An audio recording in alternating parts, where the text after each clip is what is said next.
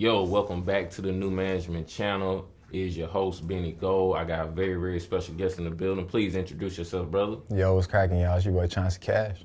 Chauncey Cash, appreciate you coming through the studio, man. Let the people know, man, some of what you do, you know what I'm saying, what's about your brand, what you into, brother. Already. Like I said, I'm Chauncey Cash. My brand is Forever Growing. It's a loaded question. Honestly, we do a whole bunch of stuff. We do donations, homeless donations. We donate to the kids, you know what I mean? It's a lot of positive videos and quotes and things. On top of that, animate a cartoon series. I'm a video game developer, and most importantly, I make music. Okay, yeah, that's what's up. That's what's up. So, on the, I want to start with the music side. Let's start with the music side because I feel like that's the thing you've been doing the longest. All right. So, how long exactly would you say you've been rapping now? Been rapping. I've been rapping for a long time, like in school all and stuff. your life type Yeah. Gotcha. We always used to freestyle. I think I put out my first song on SoundCloud in like 2012. Yeah. And I didn't know what SoundCloud was. I would have never thought it would have been like what people actually use. Yeah. I had a homeboy from New York that I met when I was on vacation, and he had a song on SoundCloud. And when I came back to ninth grade, like the first day of school, I was like, bro, we need to drop a song, put it on SoundCloud. Yeah. So from then, just kind of rapping like for fun. I put out my first song in 2017 though. Got you. First like official song. Yeah. Okay, yeah, so that's been a little minute. What would you say like is the biggest growth you've seen in yourself, like from the beginning of, rapping to where you are now? Like what would you say you kind of like found yourself or found out about yourself? Okay. Biggest growth as like an artist, I think I think I already came in when I started making music kinda sounding kinda the same. I ain't even gonna lie. I think I mastered small things here and there, like perfecting, being with, I record with Cool KM. Got you. KM has taught me a lot of things about the recording process. That's what's up. But I think my biggest thing has been like managing dropping my music. That's been the biggest change in the way that I do things. I say 2019 is when my music actually popped. Yeah. But the songs that popped were songs that I had put out in 2017. Got you. But I had learned how to market and I had learned how to get my stuff really cracking. So like, yeah, that's what I say. What would you say on the marketing aspect? Because I feel like underground artists, that's their number one struggle in marketing. What would you say you kind of figured out to get you a little buzz? I say, well, for one, a lot of it was kind of luck, and I can tell that story too. But the biggest thing that you can control is knowing that, like, you're not famous, right? So because you're not famous, if you put a song out and say all your friends like it, nobody's heard that song yet. Facts. Put that song out again. Keep promoting that song. People be feeling like because Jackson caught on to it that they lit. But it's so much more than this. We in such a small, you know what I'm saying? So, very small. Right. So what I realized was when I started promoting out and coming back into the city, that's when it really started working for me. When they was playing my music out here and out there, it was like people could understand like, oh, it's worth listening to. It's not just a dude that I knew in middle school. Yeah. You know what I'm saying? So that's what I say. That's what's up. That's what's up. And I like that different perspective on it. That's a fresh perspective on it because sometimes a lot of people get kind of boxed in and then they think it's like people think they have to make it inside of their city to make it in the world, but it's really be the opposite. You It's the have to make complete it in the opposite. world, then you become the biggest in your city. And I think once people kind of connect them dots, it'll go a whole lot smoother. So like I know you have an album that you just told me off camera you've been working on this done. Yeah. What were some of your inspirations for this new current album? The new album is called For Everyone That Forgot. My last album came out in 2021, I want to say. So it's been 5 years since I put out any music.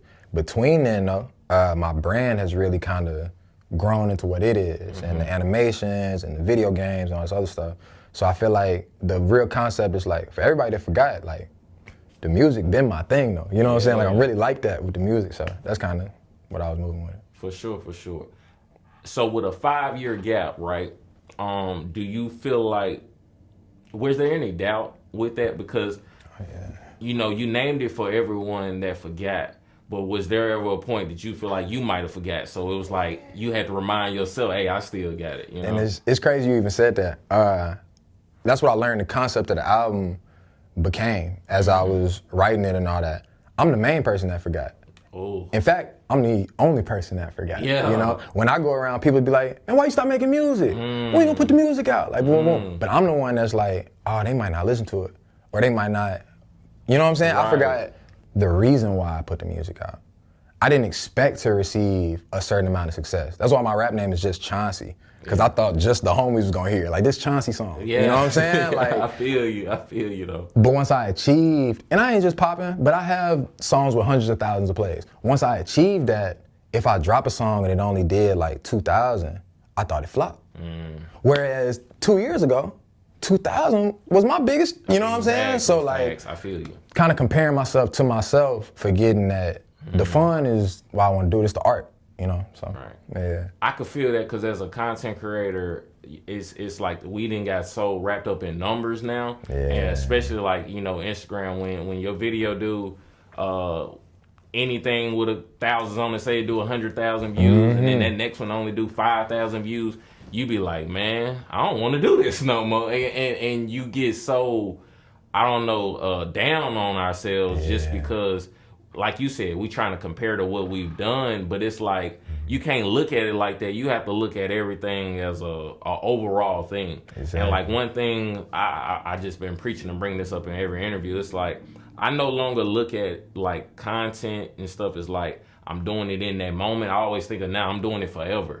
So it's gonna forever last. Like, I used to live so much in the moment, not realizing like, you know, once you put out a YouTube video or music, whatever, it's out forever. And it can live forever. Like, we was just off camera, some What Would You Do for Love came on. That's a 1970 song, and I'm still listening to it in 2026. So it's like, to hear you say that and say that I was the biggest one who forgot, I can really, you know, feel that. I don't know why I can't think this. Sorry, I was here till 3 o'clock in the morning last night. But I feel exactly where you coming from, you know what I'm saying? Because I felt that way before. Respect. But with your brand, you know what I'm saying?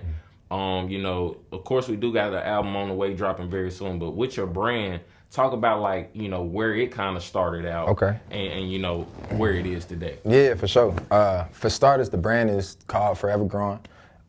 The back of the hoodie, I guess I'll show you like Yeah. But the back of the hoodie says, anything that isn't growing is dead. In short, that's a quote from Lauryn Hill, actually. That's what's up. Yeah, not in the song. She said in an interview, she was talking to like Spellman or something. That's nice. And basically what she meant by that is, you have no obligation to be the same person you were last year, last month, last week. For the rest of your life, you gonna grow until you die. And once you stop growing, you've died. Facts. So you got to give yourself the grace to be able to grow, to change and evolve and things like that. So that's hard. That's hard. So that's the meaning of the brand. For sure. So what all does the brand include? Like what would you consider? I'm sure we could say it's like a lifestyle brand. Yeah, definitely. But what all like do you do? I know you just brought up, you know, donating to the homeless. Kind of talk to me about that. Yeah. So and if you ever want to check it out, you can go to forevergrowing.net. You can check everything out. To start off, we have the clothing side of the brand, which is hoodies, shirts, sweats, hats, the whole nine. It started though, just from my conversations with people. I read a lot, and people always be like, bro, you should record this. So I started just like, as I'd read a book, if I had a passage that was real cool, I just speak about it. And since I've been editing videos for so long, I put a cool video to it, you know? That branched off into me making these shirts just to wear for myself. And then people wanted some, all right? I've been animating since I was in elementary school, right? So as I got older, I wanted to, the biggest thing I'm doing right now, I want to see if I can make the child version of me proud. I'm 28 next week, right? So I was 18 10 years ago. So now I'm looking like, damn, what would I tell 18-year-old me? Did I accomplish it? I wanted to have my own cartoon series. I wanted to have my own video game. I wanted to have my music on the radio. I wanted to be in a movie. You feel me? So like, I'm trying to make sure that by 28, I did all that. That's hard. You feel me? No matter what scale or scope it is, I did it. I cleared it off, you know? So that's where I'm at. I'm almost in a race with myself. You know what I'm saying? So, That's big. That's big, and that's the word I kind of was looking for. Parallel. Like I can kind of see the parallels in us with the content creating and chase. Because I'm 28 in a couple weeks too, so it's like that 18-year-old me. I gotta make sure he proud, man. I gotta make sure he proud. So I feel exactly what you saying, bro. Like that's dope. When you say animating since elementary, like. Kind of take me because to have your own cartoon series, that's hard as fuck, bro. That's hard. So I hard gotta in a give literal way. like difficult. No, for real. Difficult for real. Because if I could have one, I have one. But I know it ain't just that easy. You can't just roll out of bed and get one. So please tell me, like, how did you get into animating and getting it to the point where you now have animated your own series? In the 4th grade, I got a DSi. That was the Nintendo DS with the little stylus pen. Yeah. Well, they all had a stylus pen, but it had an application on it. Right. It was called Flipnote Hatena. And that joint, it was just like animation, but it only had 3 colors. You had black, red, blue, right? And it had a limit of the amount of, they called them flip notes, but really they're just pages, right? It had a limit on the amount of pages you could do. So it had like this social media to it that was like 30-second videos. So I got really good at 30-second animations. Yeah. From 4th grade, 5th grade, 6th grade. After that, the DSi went out of style, but we got iPads and stuff like that. So, my parents ain't never really like, you feel me? I kind of taught myself. So, but when I got an iPad, I saved up about $20. I got Procreate. So I'm in middle school and I'm just kind of on my nerd shit, you know what I'm saying? Sure. Like just drawing. And I never lost the skill. Yeah. It's kind of something that people don't even know I do, but in my spare time, I'd always sketch. I'd always, keep a little flip note. I used to like to do the little ball thing and flip the pages. That's actually something you can do. You know what I'm saying? Like that's what's up. And that, man, I always wanted to do stuff like that, but it's like I never put practice or time into it. But anybody who can do it, I'm amazed at this shit. Like animating, drawing, that shit is dope. Like I really that's the only thing I could say. Like God, I wish you would have blessed me with a little bit more of a penmanship to draw. Man, you can do that though. Drawing ain't like I do believe music is a skill. Yeah. Like I believe like some people just don't have the voice to be a musician. For sure. But when it comes to art's like math. Art's like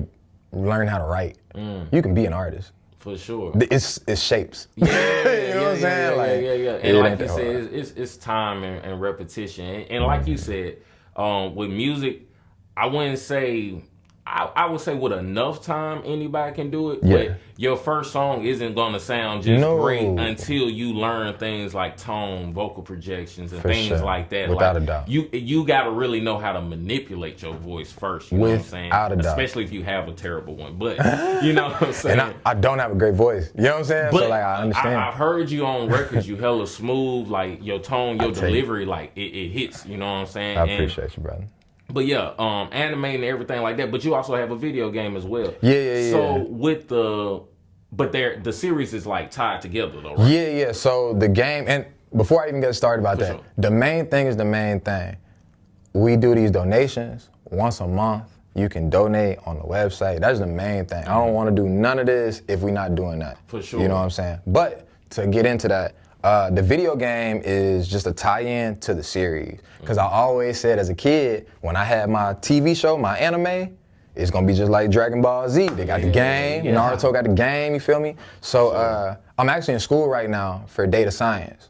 But I'm getting my master's in that at Belhaven online. But because of that, I've been dealing with a lot of people who do coding and XYZ. So I just learned, like, just asking, like, yo, what's the simplest way to make a game? Right. So I made some 2D games, but I learned like, if I can learn as an artist, I can learn how to make sprites. I can get a base game and learn how to incorporate my sprites into this base. So that's where I started. For sure. Then once I did that, I'm like, this game kind of basic. Let me branch it out. So now I'm like, well, how do I add this to it? Boom, boom. It really was just a slow, natural process. For sure. I wouldn't say that I'm super legit. I'm really good at making do with what I can. That's what's up. You know what I'm saying? And that's how you have to be until you get all the necessary tools. Well, you have to work with what you got to get what you need to get. You know what I'm saying? And if you could do a lot with a little, and you just keep growing and developing, once you start getting that heavier technology, that hardware, that software that you really need, then you're going to be too cold for the game. You know what I'm saying? That's the main thing, though. Like, not even cut you off, but that's the main good. thing. Like, forever growing. Like, I feel like you can always grow. I read in a book, I think it's in Big Sean's book, Go Higher. He said, start before you're ready. Everybody wants to wait till they ready. You know what I'm saying? They like, you're never gonna get ready. Right. Your bills ain't never gonna be all the way paid. You gonna mess around and have a kid by next year. You know what I'm saying? You never know. Like, start today and you can figure it out. As you bump your head, you learn something else. You know what I'm saying? But a lot of people don't give themselves a chance to learn shit. Facts. And I think the fear of bumping your head is what really causes that. You know what I'm saying? So people are afraid to fail, to mess up, to hear somebody say, you ain't gonna make it. You know what I mean? It hits different, man. It messes up. And a lot of people just don't know how further they could be if they just started, bro. Like, you just gotta start. And I think that crippling fear of what if nobody watches my video? What if nobody listens to my song? I think that overweighs in a lot of people's heads, so they never really do what they want to do in life. You know what I'm saying? And I never wanted to be that type of person. Like, anything I said I want to do, I at least gotta try it at least once. You know what I'm saying? You gotta try it at least once. Winners are triers. Yeah, I mean, in fact, I'll go to your last point. I think a lot of people have a fear of nobody paying attention. I think most people have a fear of people paying attention. People have a fear of being cringy. But I feel like to be able to be cringy is freedom. Facts. If I don't care about being cringy, I can do anything. Facts. I can shoot this video on the street. I can record this song and put it out, and I don't care what it do. And once you do that, you're at your most creative. You can do shit that you'll box yourself in just trying to not be cringy. You did the shit and now it's ass, and it's ass because you wasn't doing your thing. Right. You know what I'm saying? Because you wasn't going all the way in. You weren't committed to it. You was have tiptoeing. to zone out a little bit. Like, you have to. It's almost like getting into character. Like, when you trying to do something, like when you in a studio, you trying to be a rapper, like, you really have to rap. Yeah, man. Like, you can't be in there just talking. Dog. You gotta rap. Yo, cool to see this interview and laugh so much because I'm the most nervous studio dude. Yeah. I've been making music for a long time. Decent, decent success with it to an extent. You feel me? Bro, I still get nervous in the studio. But I feel like the fact that you do still get nervous though, it just means you still care for it and your feeling is there for it. Like, I think even with me, like, I still can get jittery before interviews, before podcasts, but it just tells me, like, you alive. You know what I'm saying? You still breathing. Like, that's how I look at it. You know what I'm saying? Because that just means, to me, being nervous just means you actually care about it. Because if you didn't care, you wouldn't have no feeling to it. You know what I'm saying? But I do know people that go in and they cool. Yeah, my boy, cool breeze. Spo to be the name. My boy Wave. Them two brothers in particular. I know some other dudes that's good at it, but them I'm a highlight. Dog, they get in, they'll knock their verse out in like a minute. However long it take to rap the verse, that's how long it took for them to record it. That's hard. Them niggas do ad-libs and then the song's over. I'm not like that. It take me 2 hours to make a song. Yeah. You know what I'm saying? Everybody different though. Everybody different. And I done witnessed all, look, being in the studio, I done seen all different types. I done seen people get it done in 5 minutes. I done seen them get it done in 5 hours, you know, or not get it done in 5 hours. You feel me? Boy, that's the flavor. Exactly, you know what I'm saying? So I done seen it all, so I know exactly what you mean. But before we finish up, man, I wanted to kind of, you talked about, trying to make 18-year-old me proud, you know what I'm saying? What do you feel like, I want to ask you this actually, because it just came to mind. What do you feel like, so far, what would you look at and kind of think, hey, this was one of my biggest accomplishments? Wow. And it could be personally, creatively, however, or a little bit of both, I know what it is. I was blessed to work for BET for almost 10 years. That's what's up. That's something I wouldn't trade for the world. Just the experiences, just all of it. Even if it didn't, in the 8th, 9th year, it didn't pan out the way I wanted it to, like, bro, I wouldn't trade that for the world. That's why, that made me who I am. Gave me the confidence to do a lot of the things that I do. For sure. Well, kind of talk to me about that, like, with working with BET, like, what was that experience, basically? Like, what were some of the duties you had? Okay, so when I first got on, I got on as an intern for Jesse Collins. That was in 2016. Gotcha. With that, I was the grunt boy, you feel me? I did everything didn't nobody want to do. But I got hired on with like 8 people, and I was the only one that got brought back because I did it with a smile. Right. Because I wasn't from LA. So I was from here. So like all that shit, like, what you want me to get you a sandwich, nigga? I'm quick with that sandwich, you feel me? Like, all right, boom. So they started trusting me with shit, and they noticed that like, I was cool with people. I wasn't treating celebrities like celebrities. I would just be like, yo, you need this? All right, I got you, boom. So they gave me more leeway. So by the next year, they put me in with the legal team. And what I would do, I redline contracts and I would do appearance releases.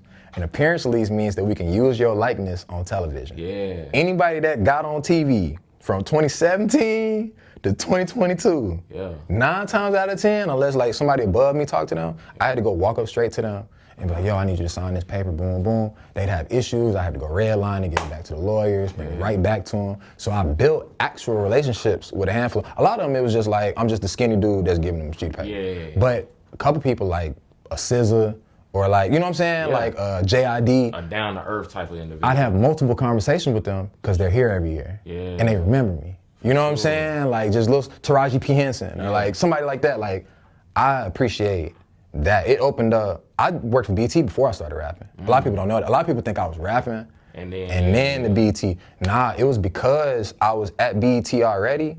I realized these niggas was just like me. I'm looking at Chris Brown and A$AP Rocky smoking weed and shit. I ain't talking to them niggas, but I'm over here like, what the fuck? Like, I could be these niggas. It ain't much different. Yeah. So when I started putting music out and things, when I came back, I know I'm giving you a long story. When I came back, the higher ups fuck with me so much because I was the cool young nigga. And after a while, I had been the young nigga there for 3 years. So now it's young niggas that I'm in charge of. Right. I'm managing certain shit. Like the Celebrity All-Star game. I was in charge of getting everybody their jersey. If you played in the game, I got you your jersey and your shoes. That's hard. But I ran that, so it's 10 niggas under me. So really, I'm walking around like, yo, Mike Epps got his shoes? You feel me? Like, yo, Chris got his jersey, you know? I got the whole, you feel me? Like back to the crib. But I say all that to say, like, because of that, they would send me out after the work was done. They put a talent band on me and let me just go be. Yeah. They're like, man, go promote your shit. Hell yeah. Go promote your shit. So I do like a radio interview or some shit because if you put a talent band on and you get to security checkpoint and you flash it, see, normally I got my badge. And they're like, all right, come on. If you flash that talent band, niggas be like, hey, everybody get the fuck out of the way. Yeah. So now as you walking, people are looking at you like you somebody. Who is that? Yeah. Exactly. Who is that? And if you clean enough and if you got enough swag, they'll ask you, nigga, what you do? Real talk. And I'm not gonna be like, yo, I work here. Yo, I'm an artist here. Yeah. Apple Music. And that's it. That's how I got my music to really like. Right, yes, I'm popping off, man. So, that's what's up, bro. Like, that's dope to hear, and it's dope because you worked for it. Like it all started with work and gratitude, and it led you to more and more opportunities. And I feel like if people were more willing to run and go get that sandwich, you know, sometimes you gotta be the nigga that goes to the store. Sometimes you gotta be the store runner. It ain't nothing wrong with being a store runner. It ain't nothing wrong if with that's being your a store. role. Bruh, everybody gotta play their role. And it's like it's a teamwork effort in life, period. You know what I'm saying? You're not gonna get to where you wanna be by yourself. No. You're gonna need help, you're gonna need a team, and whatever role you play on that team, you gotta play that role and you gotta play it to the fullest. But that was a dope story to hear the fact that you had them experiences, and like you said, it wasn't like you was a rapper necessarily trying to chase BT. Like you already worked at BT, and it's just something that developed more naturally for you, bro. Like, and that's really what I'm hearing this whole time. Like everything you've done and are doing is something that's is going naturally, and it's because you want to do it and you letting it happen. Like you're not chasing it, like you're just living and being. That's a dope ass way to be, bro, in life, when you just existing, but you exist and you living in your purpose. Like I can really see you living in your purpose, bro.